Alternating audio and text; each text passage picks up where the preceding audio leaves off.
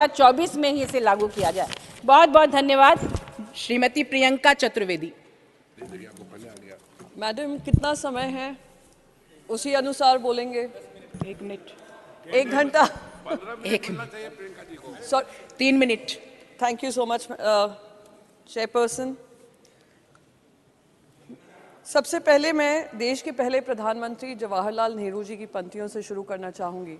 75 साल बीत गए पर उनकी आवाज़ अभी भी गूंजती है, उनके शब्द अभी भी हमारे कानों में गूंजते हैं। Long years ago we made a tryst with destiny, and now the time comes when we shall redeem our pledge, not wholly or in full measure, but very substantially. Ma'am, हमारी जो इतिहास है महिलाओं का, जब हमारा संविधान बन रहा था तो संविधान में कॉन्स्टिट्यूएंट असेंबली में ये चर्चा हुई थी कि क्या महिलाओं को आरक्षण मिलना चाहिए। वहाँ पे जो 15 महिला सदस्य भी थीं, उन्होंने उसको खारिज कर दिया था। उन्होंने कहा था कि equality will be the basis of our constitution. Baba Saheb Ambedkar ji ने एक ऐसा विजनरी कॉन्स्टिट्यूशन हमें दिया जहाँ पे महिलाओं को इक्वालिटी और समानता का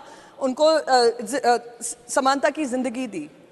पर दुर्भाग्य इस बात का है कि 75 साल में जो महिलाओं को जगह मिलनी चाहिए थी, स्टेट असेंबलीज हों या केंद्र में हों, वो हमें मिली नहीं।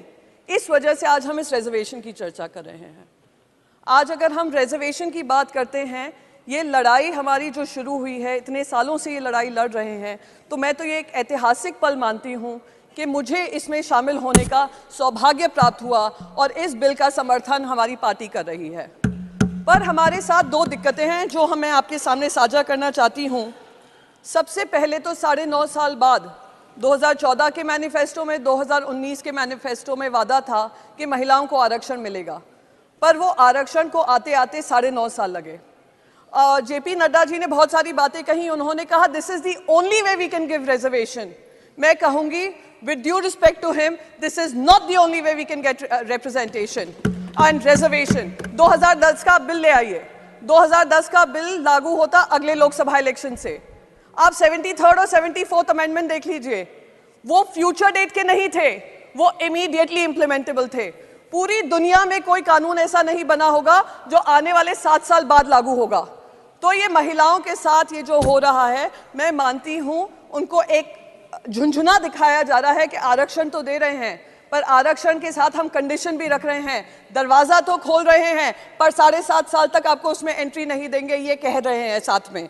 मैं पूछना चाहती हूँ, क्या आपको रोक रहा है? कौन सा कॉन्स्टिट्यूशन का हिस्सा है जो आपको रोक रहा है इमीडिएट इम्प्लीमेंटेशन से? तो दुख इस बात का होता है कि हम लोग जब बात कर रहे हैं रिजर्वेशन की, पूरी तरीके से जो आज मिठाई बांटते और खुशी होती है हम सब महिलाओं में, उससे हमें वंचित किया जा रहा है। प्लीज माननीय सदस्य, मैं बस आपका समय समाप्त हो गया। जी मैम, 1 मिनट में खत्म कर दूंगी। आप लोगों से ज्यादा समय नहीं मांगूंगी, ना उम्मीद है। बस जाते जाते एक चीज कहूंगी कि जो 2010 का बिल था, उसमें लेजिस्लेटिव काउंसिल्स में भी महिलाओं के लिए आरक्षण था। तो लेजिस्लेटिव काउंसिल और राज्यसभा में आप भी सांसद हैं, मैं भी सांसद हूं। जितना लोकसभा में उन महिलाओं का रिप्रेजेंटेशन है, राज्यसभा में नहीं है। माननीय सदस्य, आपका समय होना समाप्त हो चाहिए। गया। बस इसी बात को कहते हुए मैं इसको वेलकम करती हूं, मैं इसको सपोर्ट करती हूं, और एक ऐसा ऐतिहासिक दिन हम रचने जा रहे हैं, उसको मैं आप सभी का, जिनने सपोर्ट किया है, आभार व्यक्त करूंगी। धन्यवाद। माननीय सदस्य श्री सुशील कुमार मोदी जी।